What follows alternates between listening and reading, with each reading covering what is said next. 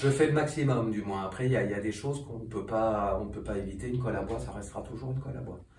Hein, avec des solvants, et ça, c'est imparable. Donc, mais je fais tout et tout mon possible pour que traiter les déchets. Là, c'est pas la tribune pour, mais dire qu'on pourrait faire des collectes de verre usagés chez tous les encadreurs, et je pense qu'on ferait des millions et des millions de bouteilles de Perrier, et qu'on ne fait pas, personne ne le fait, personne ne récupère ce verre-là, qui n'est pas mélangeable avec l'autre verre dit organique. Savoir d'où provient le bois. Comme je vous dis, maintenant, on n'a plus droit à l'ébène, on n'a plus droit à la use parce que on a tellement arraché, et puis c'est tellement pratique l'Afrique ou l'Indonésie pour aller couper les forêts plutôt que chez nous. Hein, voilà. Et puis c'est tellement bien de se dire j'ai un cadre en ébène ou un cadre en cocotier ou je ne sais quoi. Revenir à des principes un peu plus local, ouais, régional. Oui. Voilà, et puis on peut tous, à notre niveau, faire des choses pour l'écologie. Hein.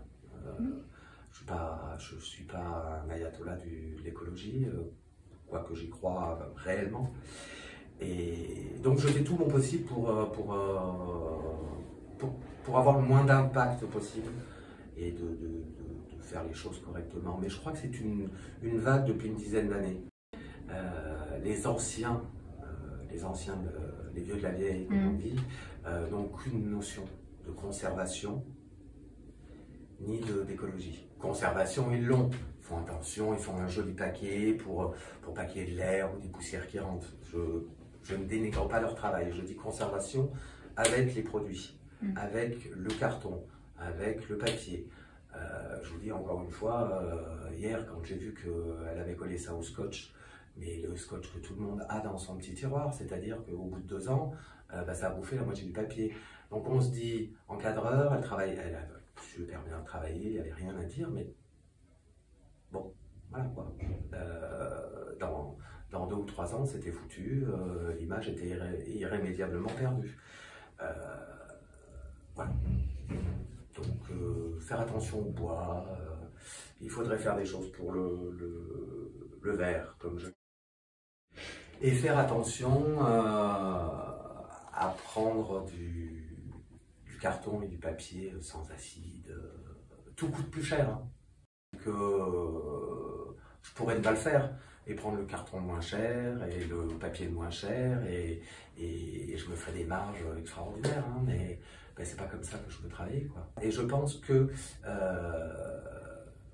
déjà j'avais une certaine idée de l'écologie avant de rentrer à l'école, mais encore une fois notre professeur nous a amené vers cette conscience-là de dire, mais même nous, on peut polluer, on peut faire n'importe quoi avec nos produits, nos choses, les teintures. Moi, je ne prends pas des teintures chimiques, c'est que des teintures naturelles. Et donc, l'école, Monsieur Marocco, notre professeur, nous a amené vers cette idée, nous a renforcé dans cette idée d'écologie, de faire attention. On était déjà tous à peu près dans ces idées d'écologie, parce que quand même, bon, on met les fruits de notre temps. Ça fait quand même 30 ans qu'on parle d'écologie, hein, j'en ai 47, ça fait bien, oui, ça fait bien même 40 ans. Mais il a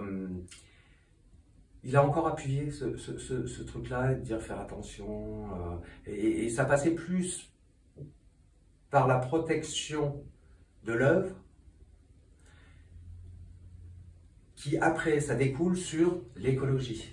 Parce que d'abord on protège l'œuvre, en ne mettant pas de produits ou de papier acide. Et donc il nous dit faites attention à la conservation, mais la conservation veut dire écologie aussi. Parce que si on fait de la vraie conservation, on fait aussi de l'écologie. À faire attention à... Parce qu'un papier sans acide, c'est un papier qui n'a pas eu de chlore, donc en aval, ou en amont plutôt, en amont, il y a déjà moins de produits chimiques. une forêt gérée, c'est pas la même chose que des coupes claires ou des coupes sombres dans une forêt. On coupe tout et puis on fait des petites baguettes. Il faut savoir un tout petit peu, et je pense que tout un chacun a le pouvoir de changer les choses. Moi c'est facile, c'est du bois, donc je peux essayer de faire un choix raisonné. Après il y a d'autres métiers, on ne peut pas, mais voilà. Après c'est savoir si on veut ou si on ne veut pas, mais on peut et on doit. Voilà.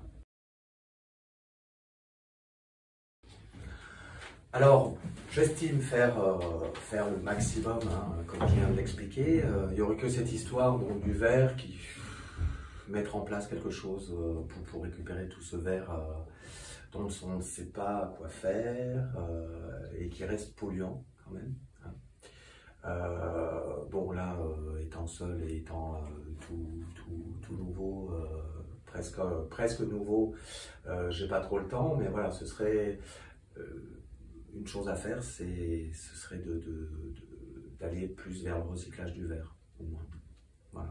Parce que le recyclage du bois, une fois qu'on a des petits bouts, on a toujours quelqu'un qui a une cheminée, donc voilà, ça sert à chauffer les gens. Donc déjà, c'est pérenniser mon petit atelier, hein, que je puisse quand même en vivre décemment, on va dire. Même si je sais que je ne gagnerai pas jamais des 100 EDI, hein, c'est pas la question et c'est pas ce pourquoi. Une autre chose à dire aux primo-accédants, ceux qui veulent, en règle générale, les encadreurs, ça roule pas sur l'or. Hein. Ça, ce sera aussi une chose à dire. Donc c'est voilà la pérennité de mon atelier. D'abord, et puis peut-être explorer ce que j'ai dit tout à l'heure, plutôt les photographes, voilà. Le côté un Sinon, peu plus j'ai pas l'impression, je pense pas révolutionner le monde de l'encadrement, voilà, donc même dans quelques années. Mais je tiens à mon travail, donc voilà, je veux le faire au mieux et encore une fois en vivre et essayer d'aller un peu voir les artistes modernes. J'aime plutôt la photo contemporaine, elle est assez sympathique.